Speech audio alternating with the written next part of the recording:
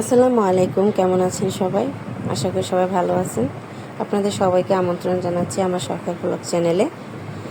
আজকে আমি একটি গ্রীষ্মকালীন সবজি দিয়ে আপনাদেরকে রেসিপি করে দেখাচ্ছি।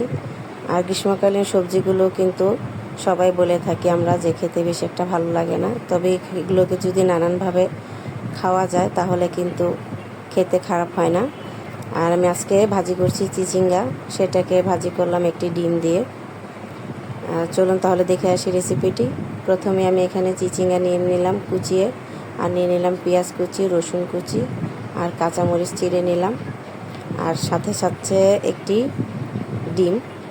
প্রথমেই রান্নার কড়াইটা বসিয়ে দিলাম, এর মধ্যে তেল দিয়ে দিব এবং তেলটা গরম হয়ে গেলে ডিমটা ভেঙে দিয়ে দিচ্ছি। আর ডিম ভাঙার উপরে আমি এখন ছড়িয়ে দিলাম কিছু কালো জিরা।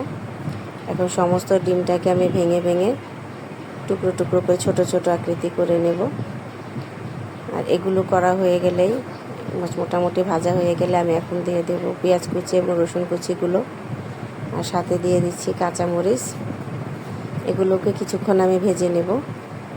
হালকা ভাজা হয়ে গেলে আমি এখন দিয়ে দিব লবণ। আর এতে আমি অন্য কোনো প্রকারের মশলা আমি ব্যবহার করব না।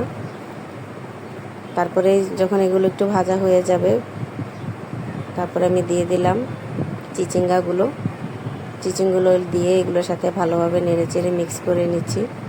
তারপর ঢাকা দিয়ে দিব কিছুক্ষণের জন্য। আর ঢাকা দিয়ে দিলে দেখা যাবে এর থেকে বেশ খানিকটা পানি ছাড়বে। আর আমি ঢাকা দিয়েছিলাম প্রায় 6 থেকে 7 মিনিটের মতন, আর আঁচটা ছিল মিডিয়াম। আর এর মধ্যেই আমার সব চিচিঙ্গাগুলো প্রায় 60% বেশি সিদ্ধ হয়ে গেছে। এখন আর এটাকে আমি ঢাকা দিব না, তাহলে এই যেই কালারটা আছে সবুজ কালারটা তাটা নষ্ট হয়ে যাবে। এখন আমি এই আঁচেই এগুলোকে আস্তে আস্তে ভেজে পানিটা শুকিয়ে ঝরঝরা করে নেব। আর দ্বিতীয়বার ঢাকা দিতে গেলেই কিন্তু কালার নষ্ট হয়ে যাবে। এখন এগুলো নামানোর আগে দিয়ে দিলাম ধনিয়া পাতা কুচি এবং এগুলোকে দিয়ে ভালোভাবে মিক্স করে আমার তৈরি হয়ে গেল ডিম দিয়ে চিচিঙ্গা ভাজি। আর এটা আমার বাচ্চারা অনেক পছন্দ করে।